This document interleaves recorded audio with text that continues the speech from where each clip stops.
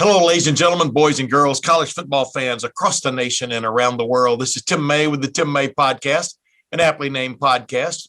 Once again, I don't have my usual sidekick. I don't know if call him a usual sidekick anymore since Awesome Ward's been missing from this podcast for a few weeks. We'll see what happens as the preseason ramps up toward the season, the 2021 season for the Ohio State Buckeyes.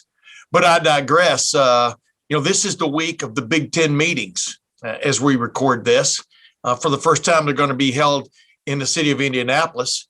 But as is usually the case when it comes to Big Ten meetings, there are a lot of questions to be asked of coaches. And the number one question is going to be asked of Ryan Day, the head coach of Ohio State, going into his third season is, hey, Ryan, or Coach Day, who's going to be your starting quarterback? Of course, my buddy, Awesome Ward, believes the answer has been for a while it's going to be C.J. Stroud. But, the problem with those kind of assumptions is until the head coach makes that call and makes it official or sends that guy out there for that first play, like Woody Hayes did with Art Schlichter way back in 1978, sent Art Schlichter out to quarterback and Rod Gerald, the incumbent quarterback, out to wide receiver. You never really know what's coming. To this point, Ryan Day has not named a starter. In fact, he has not even named a pecking order when it comes to the Ohio State quarterback battle between C.J. Stroud, Jack Miller, and freshman Cal McCord. If you got to watch the spring game, like a lot of us did, if you watched it on television, all three of these guys are ultra talented. Maybe C.J. Stroud came out of that with a little bit of an edge. But if you watch the way Cal McCord finished up that game, for a freshman, he's looking pretty good. Jack Miller had a tough start, but I thought rebounded very well. But the bottom line, let's go with the assumption. Let's go with Awesome Ward's assumption that it's C.J. Stroud's job maybe to lose going into preseason camp. What are the Buckeyes going to get with C.J. Stroud? Well, for one thing, if he becomes a starter, he'll be the first starting quarterback in Ohio State history from Rancho Cucamonga High School in California. So he's got that going for him. And so with that in mind, instead of the little bit I've gotten to see him practice and play at Ohio State, if you remember correctly, he didn't throw a pass last year as appeared to be the primary backup to Justin Fields as the season went on.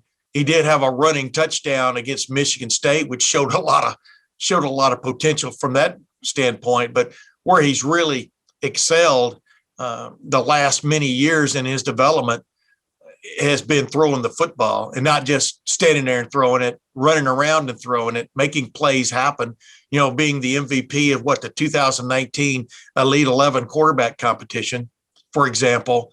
He wowed some people out there. Is he about to wow people here? Well, you know what? The only guy I know there's a lot of people who got to watch him play in high school, but this guy saw him up close and personal. He was his high school head coach and offensive coordinator, Mark Verti, Verti, from Rancho Cucamonga High School. Mark stepped away from coaching this year after last year's weird pandemic season, which ended up being a spring season for Rancho Cucamonga and many of the schools out in California.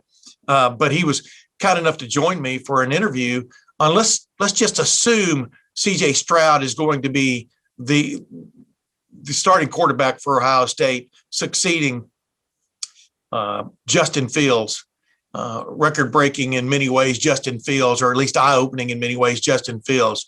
What are the Buckeyes going to get out of C.J. Stroud?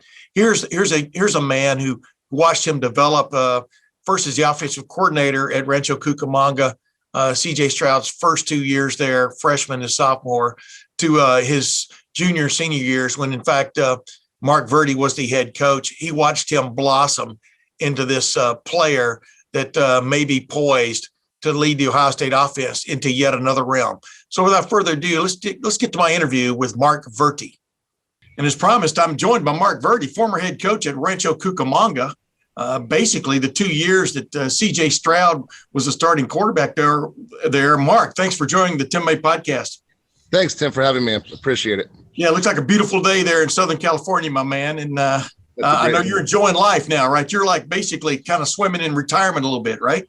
Right. It's my first summer off since like 8th grade of high school because I've always had football or coaching going on. And I'm a teacher, so A lot of guys have summers off, but this has been a very enjoyable summer with my family.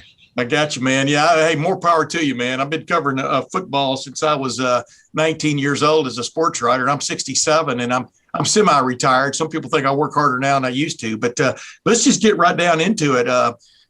You show up at Rancho Cucamonga, get named the head coach there in 2018. You immediately established CJ. Well, maybe immediately is not the right word. You can fill in the blanks there. Immediately established CJ Stroud as your starting quarterback. What did you see from this young man right away that caught your eye? I was there the years before. I was the OC the couple years before that. So we knew that year he's by far the guy. Like he had a way to turn him. He was in a big QB battle his first 2 years. He almost got the job his freshman year, really close with Nick Acosta getting it. Yeah. But then, by far his junior year, like he led us. He was captain his junior year, and senior year is by far the captain. Just he has all the traits of a good leader, of a quarterback that you want: the intelligence, the arm, the savvy, right? He has everything you want. The competitiveness. He's just a great QB, great kid. I was going to say, turn on his highlight video, and it's amazing. Just I always look at guys. I've been watching this game for a long time, and guys that just play with a smoothness about him. I mean, he seems to be so smooth in everything he does. Is that an accurate portrayal of kind of what you saw on the field from him? Yeah, right. It doesn't rattle him. The people bringing pressure or right the time of the game, the pace of the game, the score of the game, it doesn't rattle him at all. He's that level keel kind of a guy that we try to get, and it just probably comes natural to him. You saw it in the basketball court when he played basketball for our school, that fourth quarter overtime, like it doesn't bug him. He wants the ball in his hands. He wants to make that play. Yeah, I was going to say, hey, Coach, have you spoken with him much in the last year or so? I mean, what's your feel for what he feels about his situation at Ohio State? We text a few times here and there. I always ask other people who've talked to him, try to get some more about him, and I try not to bug him too much about that kind of stuff. But I know he's enjoying it over there. He's working hard and looking forward to what could come. And last I heard, he just wants to do what's best for the team and trying to make himself better and the team better and that kind of stuff. Hey, put yourself in Ryan Day's shoes, and here you've got in Corey Dennis's shoes, for that matter, the quarterback's coach. You've got these three guys that are all, in their own way, have got something special about them. And you as a coach, you as an offensive coordinator, and then as a coach, what were you looking for most when you were basically deciding on a quarterback? What needed to come to the fore more than anything else? I don't know if there's one thing, right? You got to take everything into account. From the arm, the accuracy, the pocket awareness, to the knowing the offense, how to make audibles, what to see, what do you see the defense, how do you see the plays, to his interaction with the teammates. Is he going to be the right leader? Do the teammates trust him? Do they like him? There's so much you got to take account for the QB position. It can't just be this one trait, right? It's just, there's a whole bunch that I think coaches see it through the run. Like they just take it all in and you'll find the right guy. Does it end up being a gut feel to a certain extent? If in fact you've got two guys who are extremely talented, or three guys are extremely talented, does it almost, because they all got there for the same reasons you just pointed out, Yeah, right. Does it end up being sort of a loss of sleep, a few nights gut feel before you name a starter like that? Yeah, it is tough, right? And there's always a lot of positions you could just play two of them during a game and it works itself out by the end of the season. Yeah. Right. QB, for the most part, it's tough to rotate guys. You kind of want to make a guy be the captain of the team to take over. So, right. And you build those relationships with those kids throughout that time, and you like them all and you want to do what's best for them all. But then you make the decision. It's tough. It is tough. Yeah, and it sets the tone. It sets the tenor for your team. I mean, for your team, not just from on the field, but like you said. I mean, the quarterback's got to be a leader. I mean, right? Just by happenstance, he's kind of like the president of the team, right? Yeah, you get the ball every time, right? They have to trust you with the ball every play. Nobody else could say that. He gets the ball every play, and they have to trust what he's doing as well. And if he makes that call for an audible or he throws the ball to somebody else and not you, you have to trust that was the right thing for the team. And if you don't have that trust, it just can get bad, and they have to have that trust. What blossomed in him from like his maybe freshman year to junior year in high school that you saw that just, I mean, that he was you talked a while ago about how, he struck you from the get-go, but what just blossomed in him over the 2 years leading up to him becoming your starter? He's behind an intelligent, good quarterback. So every year he got better. It wasn't just blossom from sophomore to junior year. The guy graduated, but CJ every year was getting better from just throwing he always threw a nice deep ball, nice accurate deep ball. But then he started realizing that you don't need to go deep every time. You can throw it off and drop it off.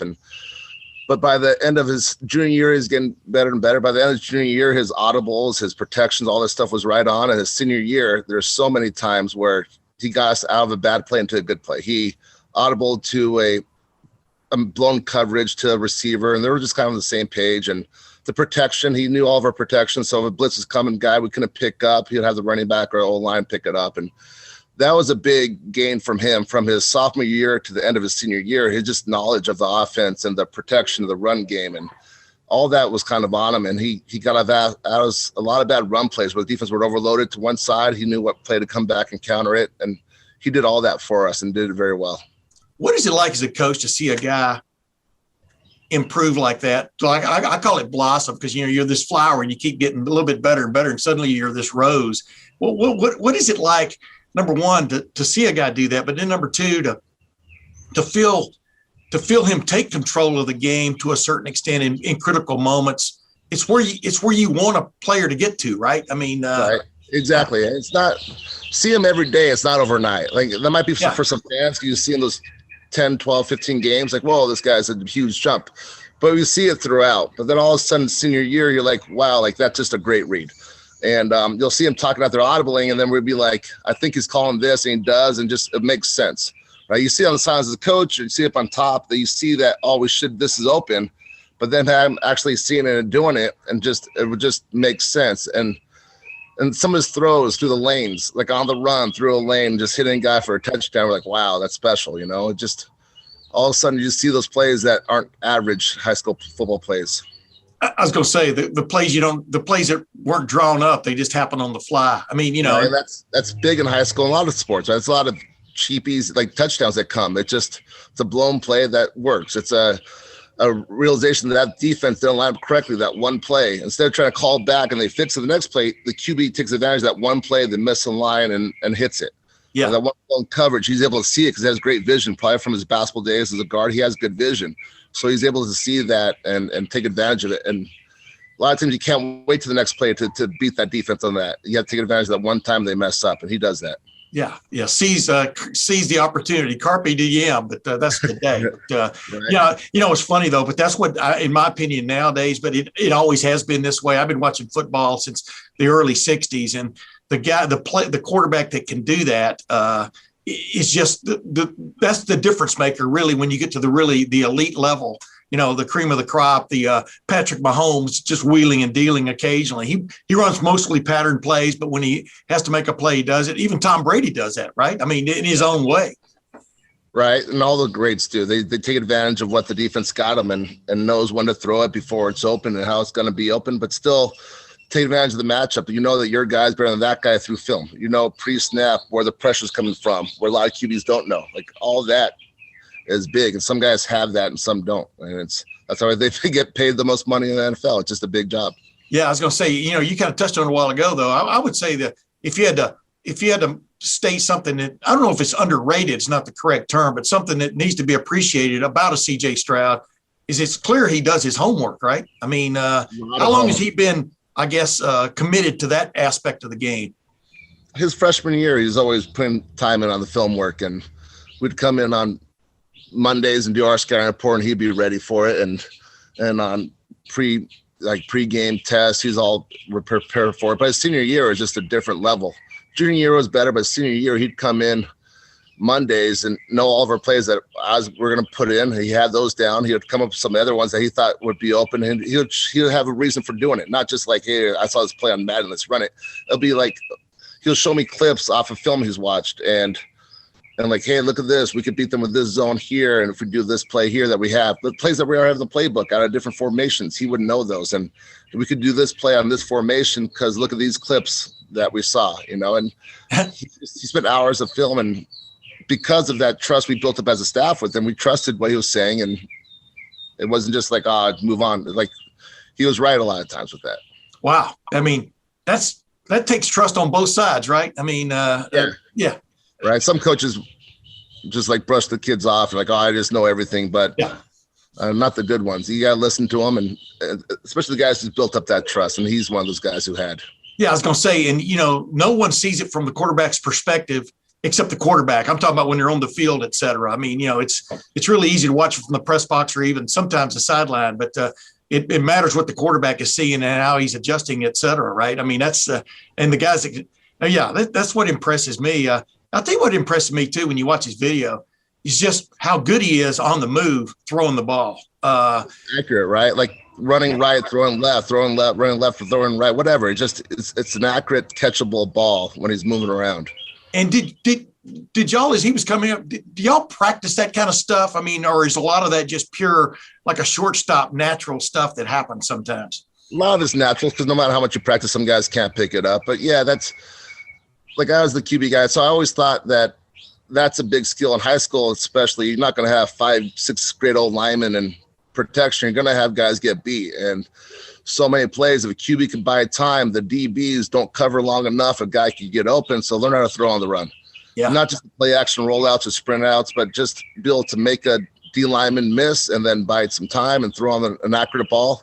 It's just because you can get guys open if you buy time, and if you could throw an accurate ball when they're open, it helps those plays become huge.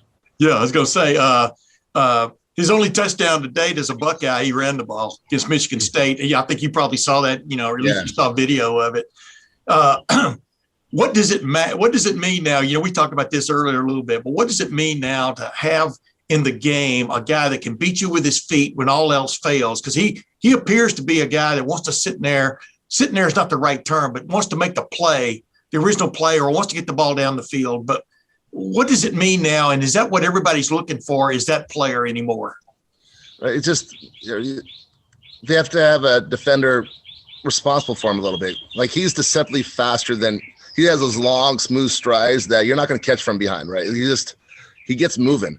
And, but he likes to pass the ball off. He wants his teammates to get the ball. He's aware in practice if some guy hasn't got the ball yet to make sure that guy gets the ball in practice or in a game, like just to keeping everybody happy is part of being a good QB. You got to feel your teammates and how they're doing. And, hey, coach, you got to get this guy the ball. Like, let's go get him the ball and have that awareness, but still you got to win games. He's one of the most competitive guys I've ever been around. He wants to win everything from little competitions to practice to game. So he's going to do what it takes to win, but still a lot of teams see now if your whole team's involved, you have a better shot to win it. He did a good job distributing the ball to everybody. Coach, did you get to watch any of Ohio State's spring game? Did you get to see a replay or anything? I've been watching a lot of just the little practice clips that I know a lot of you have been in practice. Any kind of practice clips I've been seeing out there, I've been hopping on, and the spring game for sure. And it's exciting. It's the Ohio State's the depth they have. I'm trying to tell people because I'm following along because of CJ, so I'm close. So I'm telling my buddies out, they're 10, 12 deep at receivers. Their old lines, all of their tight ends. It's just right. They're the best incoming freshman running back coming in with the starter coming back. It's a very good situation. Yeah, I was going to say, boy, wouldn't you like to drive that car? But of course, you got to keep the car on the track, as the old saying goes, right? Well, why is Ohio State and even Alabama? Obviously Alabama. Why have they had so much success, you think, going to the West Coast and getting that occasional big time player now? What's the dynamic that's going on there from your opinion as a high school coach? It looks like if you look at the pro sports, in my opinion, who knows, but pro sports kids like going to winners, right? Like the players, like you see the NBA players, you see pro NFL players, they're joining winners, right? They want to, they don't mind creating a super team. So they all have contacts now from these camps and from online social media. They have contacts with these people and let's make this team work. Let's make it Ohio State's class coming in this year and the last few years, right? They're just all coming in to make this team, and Alabama has been doing that, and people like winners. And right now with the two LA teams having a tough time, and they're going across nation, get a little bit more TV coverage, ESPN coverage, that helps, and playing the big BCS games helps too. How old are you right now, Mark? 43. Yeah. in your lifetime, though, have you seen? I mean, you've seen this. I was talking with the coach at JT Tuamoloau's school last week and stuff. You know, the kid who signed from up near Seattle, and the bottom, it's almost like a big nation now, right? Instead of like, I mean, you can watch every Ohio State game if you want to.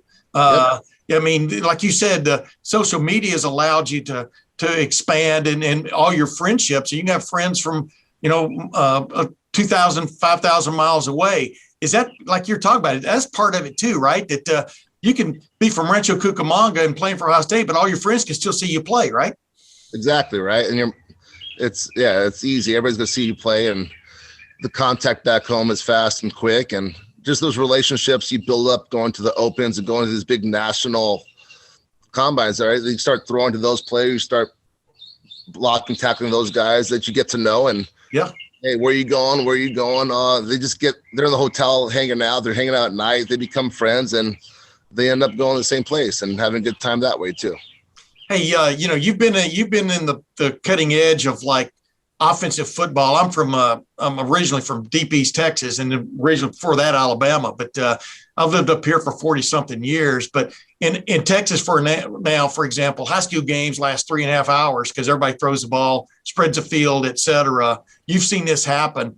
Is the genie ever going back in the bottle, do you think, on spread, getting guys in space, et cetera? I mean, everybody's going to want to run the ball a little bit, but where do you see this going, man? I think that's what Ohio State, Alabama, they do, right? Like, right.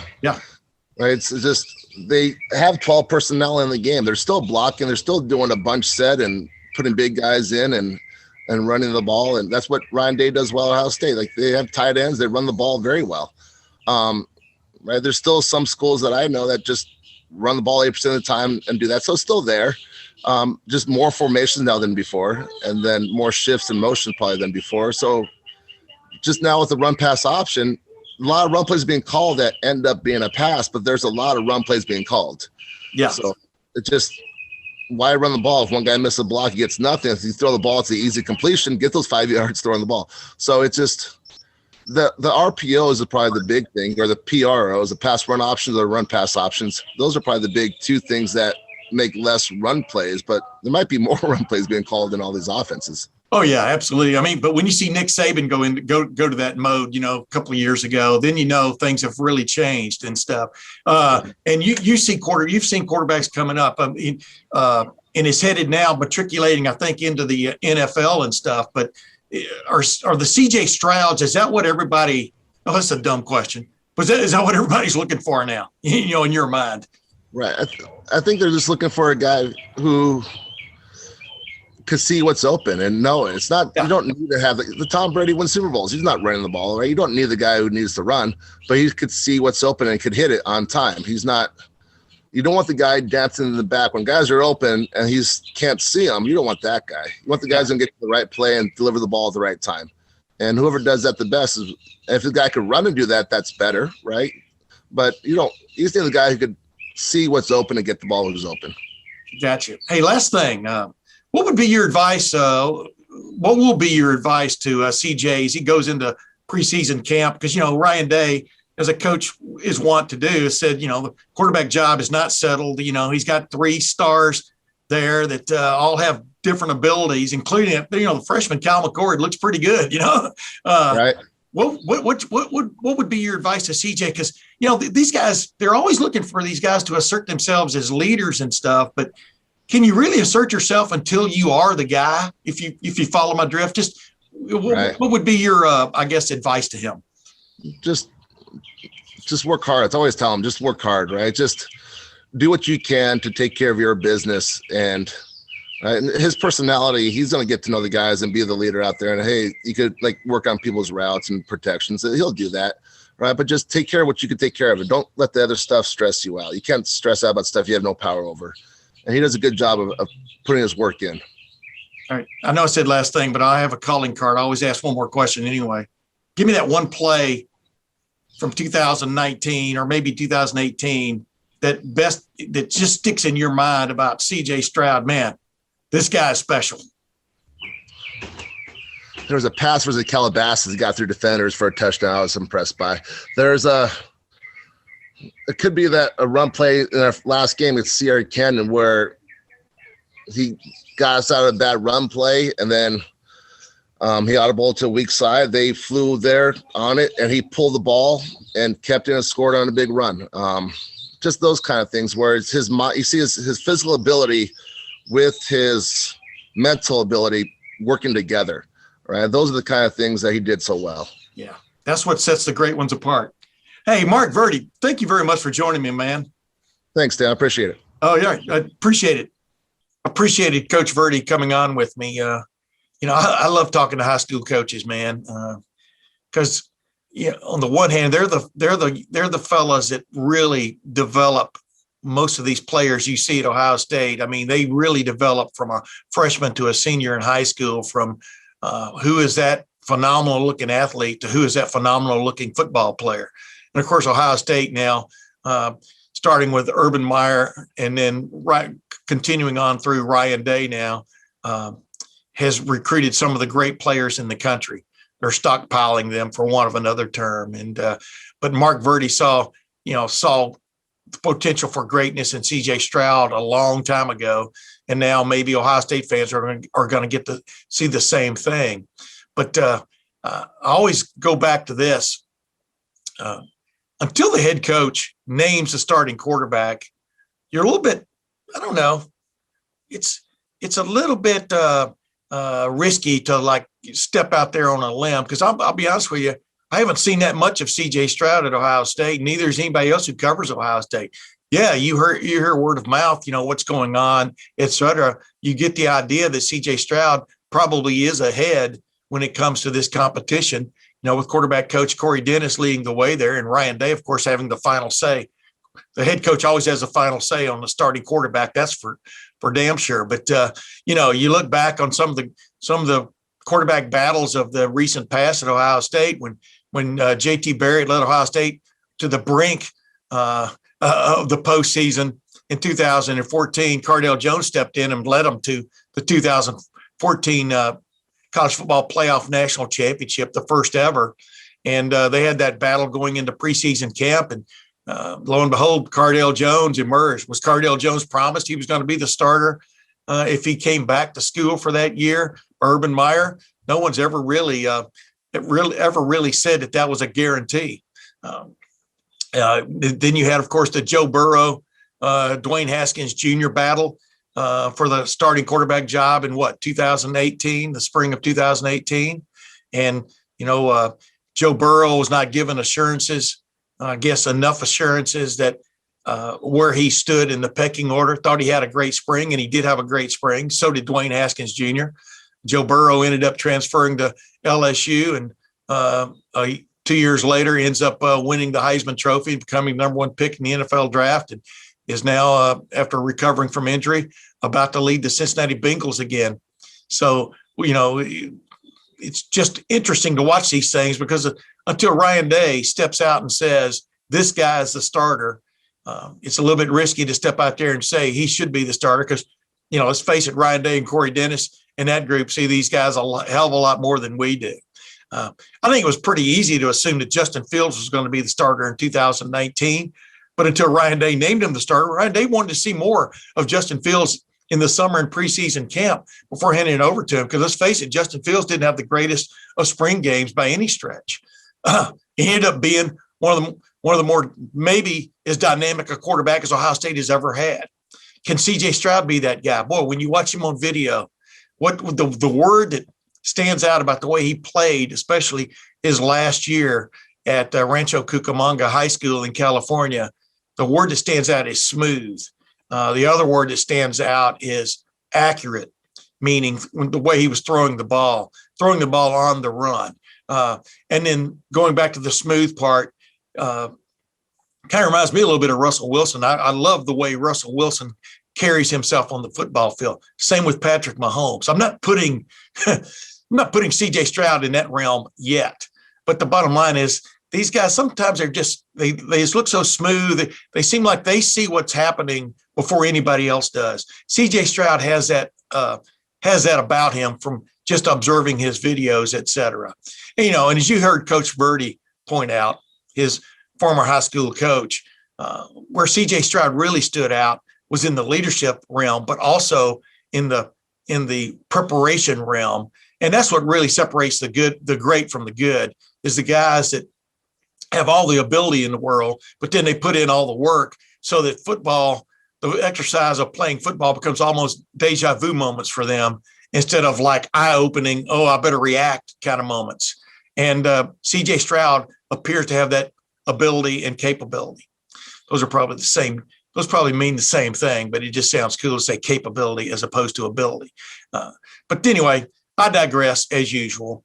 Maybe Ryan Day will shed some light on the quarterback situation this coming Friday in Indianapolis, when it's his time to go to the podium and then to sit there for an hour and answer questions from guys like me and others who cover Ohio State football.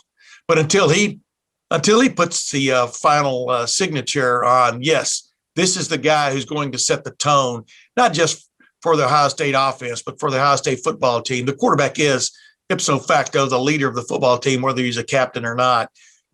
It's folly for anyone to just step out on a limb and say, yes, this is the guy. Because as we've all seen in preseason camps, a la 2014, things can happen which twist fate. And, Braxton Miller going down with a shoulder injury, and JT Barrett being named as a redshirt freshman as a starting quarterback at Ohio State. You saw where that serendipity led. It led to a national championship. I expect all three of these guys to come out throwing when preseason camp opens for the Buckeyes. So the month of August is going to be extremely interesting. But, I kind of agree with my buddy Austin Ward that going into this, you just got the sense C.J. Stroud has got the edge, because he had the edge at the end of the season last year. He was the primary. He ended up being the guy who stepped in for Justin Fields a couple of times when Justin Fields got popped. But I keep going back to this also. C.J. Stroud is yet to complete a pass or throw a pass in major college football. So I would think this battle is still, to a certain extent, wide open. If somebody really steps forward in the preseason, and or someone or two step back, then it will become more clear for Ryan Day and his staff. So it's going to be interesting to watch. And you can pay attention to my podcast and all the other developments on LettermenRow.com, because we're going to be covering this battle, just like the battles in the secondary, the battles for starting linebacker spots, the JT Tuimoloau rise along with Jack Sawyer, maybe arguably the two best defensive end recruits in Ohio State football history in the same class. I guess by metrics, according to the recruiting experts, maybe they're the two best anyway. But it's going to be a fun preseason camp to cover and see the developments with Ohio State football. So until next week, or until I feel like it, this is Tim May with the Tim May Podcast. We'll see you then.